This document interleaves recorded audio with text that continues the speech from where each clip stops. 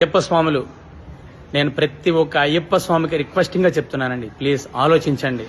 అయ్యప్ప మండల దీక్షనే మార్చి పడేశారండి. అసలు ఒరిజినాలిటీ అనేది పోయిందండి. మొత్తం మార్చేశారండి. దయచేసి అయ్యప్ప స్వాములు, గురుస్వాములు ఆలోచించండి అయ్యా. ప్లీజ్ ప్రతి ఒక్కరికి రిక్వెస్టింగ్గా చెప్తున్నా, షేర్ చేయండి. అయ్యప్ప అంటే సింప్లిసిటీ. అందు గురించి ఆ 41 రోజుల పాటు కూడా కాళ్ళకి చెప్పులు కూడా వేసుకోము, నేల మీద పడుకుంటాము. కఠినమైన దీక్షగా సింపుల్గా చేసేది సింప్లిసిటీ. అయ్యప్ప అంటేనే సింప్లిసిటీ. నల్ల బట్టలు వేసుకుంటాము. అక్కడ ధనం ఉన్నవాడు, ధనం లేనివాడు అనేది భేదాభిప్రాయాలు అస్సలు లేవు అయ్యప్పలో. కానీ ఇప్పుడు ఏం చేస్తున్నారండి?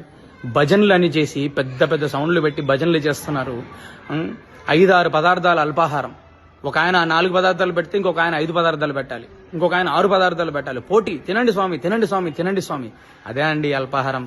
12 గంటలకే భజనలు 11:30-12 గంటల వరకు చేసి 12 గంటలగా మీరు అల్పాహారం పెట్టేది. భజన అన్న పేరుతో మహాపడి పూజ అని చెప్పి చాలా గ్రాండ్గా చేస్తున్నారు. ఏం చేస్తున్నారండి పడి పూజ అని? మీరు వచ్చిన వాళ్ళందరికీ గొప్పగా శాలువలు కప్పాలి, దండలేయాలి, ఫోటోలు దిగాలి. శాలువలు కప్పాలి, దండలేయాలి, ఫోటోలు దిగాలి.